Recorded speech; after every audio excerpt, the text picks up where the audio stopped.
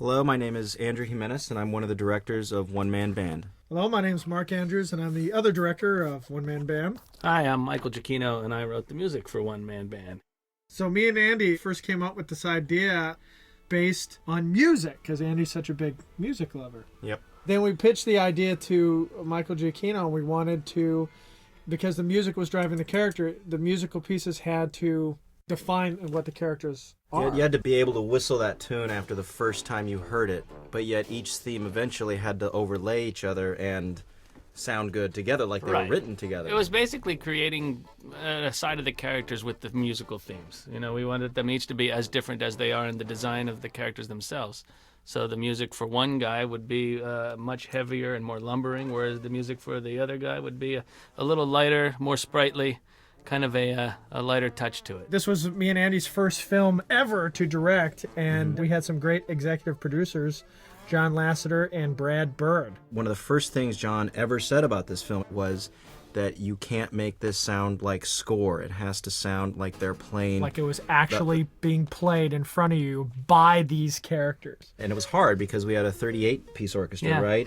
But here's just one guy playing. So how do we make the music sound like he's playing it? I think one of our thoughts was, for the first half of the film, keep it very simple and keep the orchestration, everything very simple, so you really hit it over the head that you believe it. And once you believe it, you can maybe cheat just a little tiny bit, and maybe that big sound isn't coming out of that guy, but you buy it. And at that point, you're not thinking about that. At that point, you've bought the characters, you've bought the story.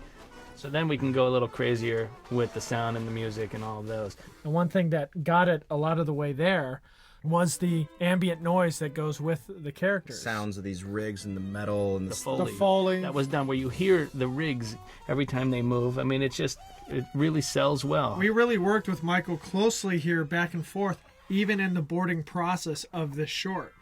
Mike was writing the music as we were doing the board. So we were finalizing score based off boards, based off of score, based off boards. For me, that was the coolest thing ever, because usually I don't get the film until it's completely finished. And this was a chance to actually be a part of the story. We had our fantastic editor, Steve Bloom, make sense out of our chaos. Well, I also felt sorry for him, too, because I felt... No, I mean this. I felt bad because I felt like he was in the middle between you and me, having to fulfill what you guys had on your boards and also having to deal with the timing and the music that I was giving him. So if it wasn't working perfectly, he would have to deal with that and then somehow hope that I wasn't going to say, well, where did that measure in music? And I have to say that every time he would make these cuts, it never bothered me. Everything was great. So we get up to a point and then the music stops. Mm-hmm. Then we have this stretch of time where it's non-music and they're just playing off their reactions. Angus McLean, who is our supervising animator, and our crew of animators really did an awesome job. And basically, the movie's a silent film, and it's all acting, it's all performance, and that's what takes this film out, and that's hard.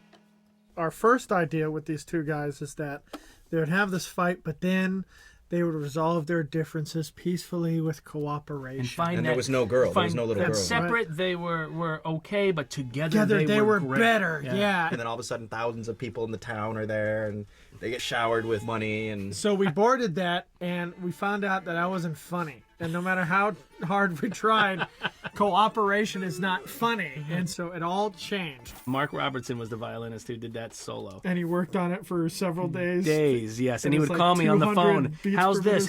What is this? Is this all right? Because it was kind of a fingering nightmare as far as the playing it on a violin. But he really nailed it. And the speed, It's just fast. What's funny is on the sheet music, on the page that's called Girl Gone Wild, and the speed notes at the top of this page just say, fast as hell. It was a great experience, and we have all these people to thank who helped us see our vision, help make the movie. Make the film, because without them, you and I would still be in a story room throwing drawings around. And the artistry of everyone in these credits shows up in every frame of this film. So thank you. Thank you very much.